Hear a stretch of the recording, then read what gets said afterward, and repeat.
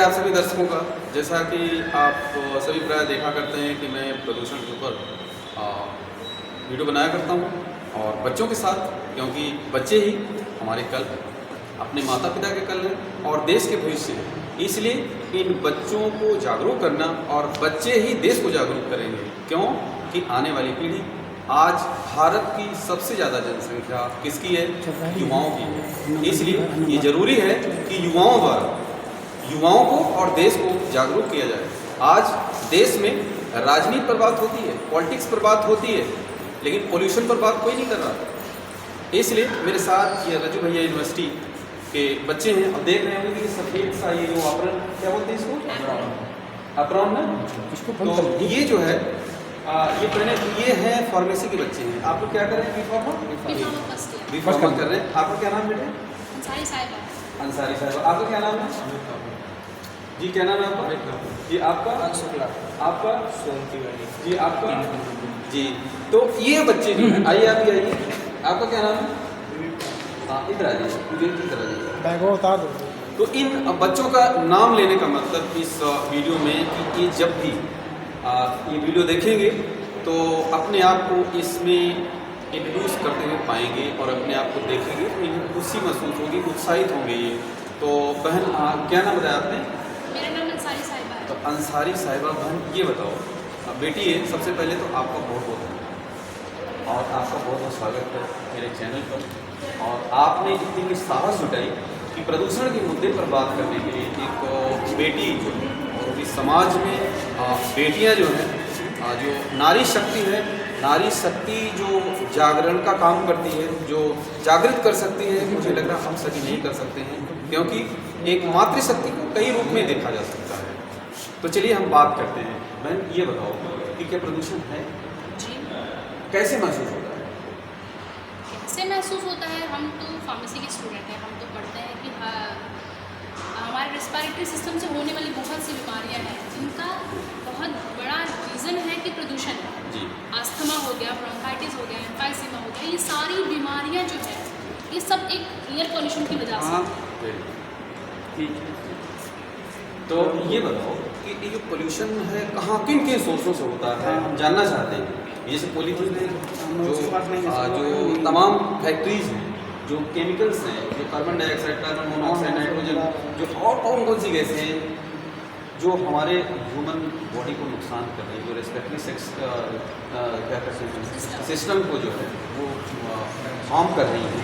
तो इसके बारे में बताइए, समझाइए थोड़ा सा दर्शकों को। पॉलीथीन तो हम लोग ऐसे यूज़ करते हैं जैसे इसका कोई भी हार्मफुल इफेक्ट नहीं होता, लेकिन ग्राउंड रियलिटी में कभी किसी ने देखा है कि जब पॉलीथीन को हम जलाते हैं उससे निकलने वाले जो फ्यूम्स है वो कितना ज़्यादा हमारे लिए इफेक्टिव है, बहुत ज़्यादा हमारे लिए हानिकारक है। बड़े बड़े कारखानों की अगर हम बात करें तो इन पर कभी कोई बात नहीं करता है, लेकिन उनके आसपास के रीजन में आप सही से सांस भी नहीं ले सकते हैं। जिस तरह की फ्यूम्स और गंदी गैसेस निकलती हैं वहाँ से, अगर हम बात करें जैसे कि अभी एक बड़ा मुद्दा है, बात करना चाहूँगी महाकुंभ में काफ़ी खर्च किया गया और बहुत से लोग आए, श्रद्धालु आए, बहुत से गेस्ट आए, लेकिन क्या इस बात का किसी ने प्रिकॉशन लिया? क्या इस बात पर किसी ने ध्यान दिया कि इस जगह को, इस जो पवित्र जगह है इसको प्रदूषित ना किया जाए? आज भी जाकर देखिए वो वैसी की वैसी गंदगी है। ये सरकार से पहले हमारा कर्तव्य बनता है कि हम उस जगह को सही तरह से साफ़ करें। जो चीज़ें हम यूज़ कर रहे हैं, जो गंदगी हम कर रहे हैं उसको साफ़ करें। जो गंदगी हमने की है वो हमारी गंदगी, उसे हमें साफ़ करना चाहिए। कहने का मतलब समाज को खुद जागरूक होना होगा कि हमारी नैतिक जिम्मेदारी, ये हमारी मोरालिटी है, हमारी मोरालिटी कि हमें गंदगी नहीं फैलाना है। करते क्या है, चलते चलते गाड़ी का शीशा खोलते हैं और थूक देते हैं। उनको ये पता नहीं है कि यही जो हम थूक रहे हैं सड़क पर, अगले 2 मिनट के बाद ये हवा में जो है आकर के धूल बन कर के हमारे नाक के अंदर आ रहा है ना। और जो हम निकाल करके पुड़िया जो फेंक रहे हैं, टॉफ़ी खा रहे हैं, बिस्किट खा रहे हैं या गुटखा खा रहे हैं, या तमाम कचरा चलते चलते फेंक रहे हैं सड़कों पर। और एक चीज़ आपने देखा हो सकता है आपके अगल बगल होता हो या समाज में आपने देखा हो कि छतों पर से आंटी लोग या अंकल लोग जो कचरा फेंकते हैं। जी जी जी, ये चीज़ें तो बहुत गलत है, नहीं करनी चाहिए बहुत ज़्यादा। और एक चीज़ और बहुत ज़्यादा हम देख रहे होंगे कि स्मोकिंग, इस बात चाहिए कि वो जो स्मोक है, अगर आप देखेंगे कि अगर एक बार किसी ने स्मोक लिया और उससे जो गैसेस निकली, तो उससे ज़्यादा जो सेकंड पर्सन उसको इनहेल करेगा उसके लिए इफेक्टिव है, बहुत ज़्यादा हानिकारक है। लेकिन हमें प्रिकॉशन लेना चाहिए ना, हमें ऐसी चीज़ों को छोड़ना चाहिए। बिल्कुल जी। तो ये बच्चे जो हैं बताइए कि ये किस प्रकार से जो हमारे समाज में जो प्रदूषण का लेवल ये इस धरती पर पेड़ कट रहे हैं, जी पेड़ लगाने का दावा हो रहा है हर साल, जी होता है। चाहे सरकार हो और चाहे प्राइवेट संस्थाएं हों, चाहे एनजीओज हों, अपना नाम कमाने के लिए पेपरों में फोटो खिंचाने के लिए। लेकिन अगर हम देखें उन करोड़ों पेड़ के लगाने के जो दावे किए जाते हैं, मुझे लगता है हम देखते हैं जो कि कुछ ही पेड़ दिखते हैं, वो भी सूख जाते हैं, उसमें पानी नहीं पड़ता है। यह सच्चाई है जी सच्चाई, पेड़ लगाने को तो लगा देते हैं लेकिन कल को जाके पानी देने को नहीं होता है। जी।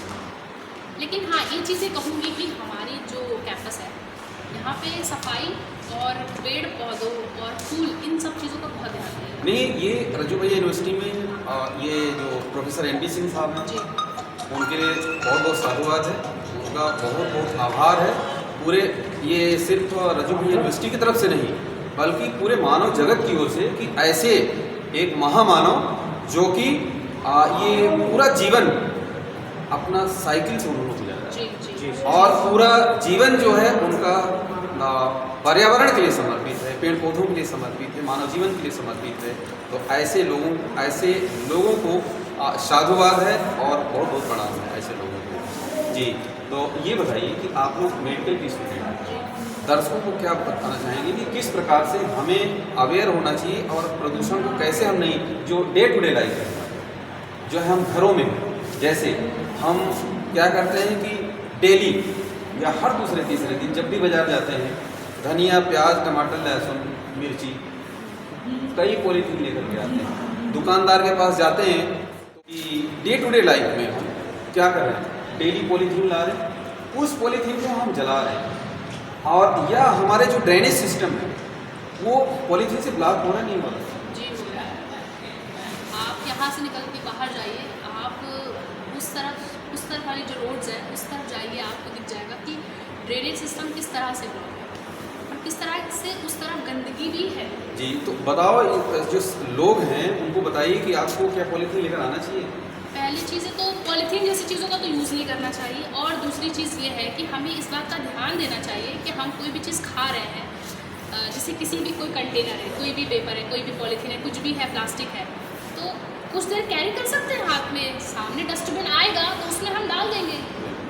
ये कोई बड़ी बात नहीं कि हम उसको लेके रोड पर फेंक दें, ये तो बहुत गलत बात है। और एक लाइन बोली जाती है, prevention is better than cure.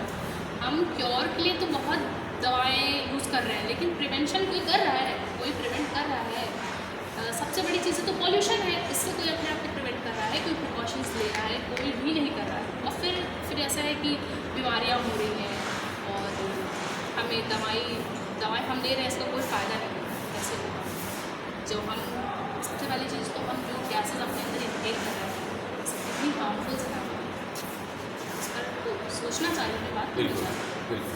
तो आज इस बहन ने काफ़ी मुद्दों पर बात किया इन्होंने, लेकिन अब मैं कहूँ तो जो हमारा ड्रेनेज सिस्टम है वो किस प्रकार से ब्लॉक हो रहा है, जो हम पॉलीथीन की वजह से जो खाली प्लास्टिक की बोतलें हैं वो जाकर के हमारे ड्रेनेज सिस्टम को ब्लॉक कर रही हैं।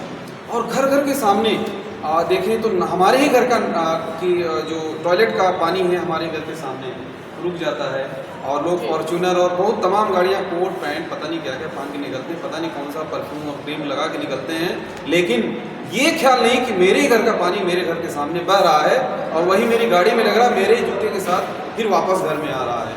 तो ये दिखावटी का ज़माना, प्रकृति को बचाइए, आप खुद बचेंगे, प्रकृति को नहीं बचाएंगे आप नहीं बच पाएंगे।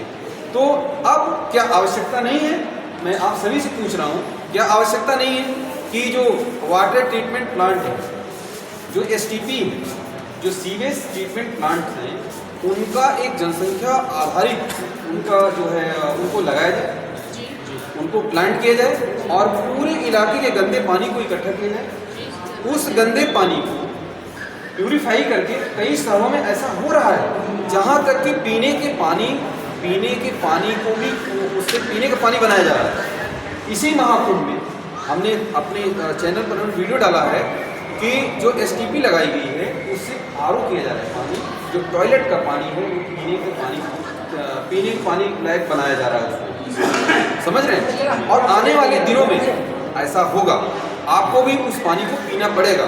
जो आप सोच रहे हैं कि हम बहुत साफ सफाई से रह रहे हैं, आने वाले दिनों में ये बहुत बड़ी चुनौती आपके सामने आने वाली है। तो आप सभी को और सरकार को ये जागरूक होना पड़ेगा कि जो आपके घरों के आसपास में पानी जमा हो रहा है, चाहे वो नाली हो और चाहे खाली जगह हो, उस पानी से जो तमाम बीमारियां, चाहे कांगड़ा, चाहे जो हमारा वीडियो कॉलरी नामक जो मच्छर पैदा हो रहे हैं, जिससे डेंगू पैदा हो रही है, मलेरिया हो रही है, तो क्यों हो रही है?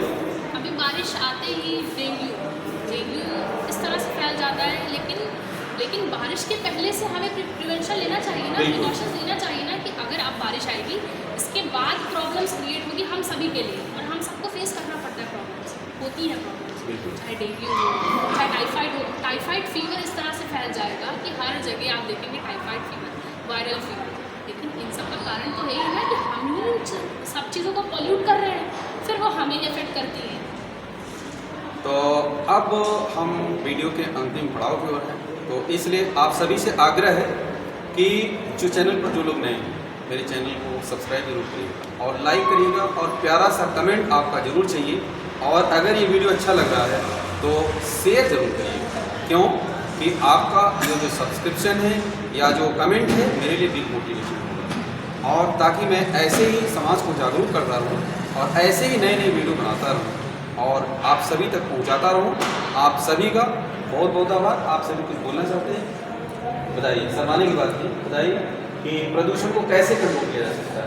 प्रदूषण को कंट्रोल करने के लिए हमारी सरकार बहुत कुछ चला रही है, अभियान भी चलाया गया है, लेकिन हम ही लोग का पालन नहीं करते हैं। जैसे हर घर के पास जैसे कॉलोनी बसी है तो डस्टबिन दे दी गई है कॉलोनी को, लेकिन वो डस्टबिन में यूज़ ना करके घर के बाहर फेंकते हैं। ये सब हम लोगों की गलती है। तो कहने का मतलब जो छत के ऊपर से जो कचरा फेंका जाता है डस्टबिन में भी डाला जा सकता है, लेकिन गाड़ी चली है सर कूड़े वाली, लेकिन उसमें कोई नहीं डालता, सब बाहर फेंकते हैं। जी, क्या नाम है आपका? अंशुला सर। जी, अंश जी के कहने का मतलब कि ये इतना बड़ा मुद्दा है कि सिर्फ न तो जनता अकेले कर सकती, न तो अकेले सरकार कर सकती है। इसमें सबका सहयोग चाहिए, है ना? इसमें सबका सहयोग चाहिए, तब इस मुद्दे पर हमें सफलता मिलेगी और हम पर्यावरण को बचा सकते हैं। और कोई कुछ करना चाहता है? जी, नहीं, हमें भी करना होगा, सरकार को भी करना होगा, क्योंकि सरकार को कौन जगाता है? हम जगाते हैं, हम सरकार को जगाते हैं। जब सरकार अपने आप नहीं करती है तो हमारा काम है किसको? सरकार को जगाना। तो सरकार को जगाने का काम हमारा है, तो इसलिए हम खुद भी जगें और सरकार को भी जगाएं। और कोई बोलना चाहता है? हम सभी को मिलकर करना चाहिए। जी, सरकार के लिए जो पूरा है, क्या नाम है आपका? जी, गौरव जी। तो ये आप सभी इस वीडियो में शामिल हुए, खासतौर से ये बहन हमारी, आप सभी का बहुत बहुत आभार और बहुत बहुत धन्यवाद। आप सभी इस मुहिम में शामिल हों। और जैसे ही मैंने आपको एक वीडियो दिखाया कि ये जो है स्वतंत्रता संग्राम की जो चिंगारी थी, वो एक जगह से बैरकपुर छावनी से शुरू होकर के देश के कोने कोने तक गई है, उसी प्रकार से इस जो ये हमारी मुहिम है स्वच्छता अभियान का, प्रदूषण के खिलाफ लड़ाई का, आप सभी युवाओं के माध्यम से देश के कोने कोने में जाएगी और हम सभी जीवन को, समाज को, पर्यावरण को बचाने का काम करेंगे। आप सभी का बहुत बहुत धन्यवाद। जय हिंद।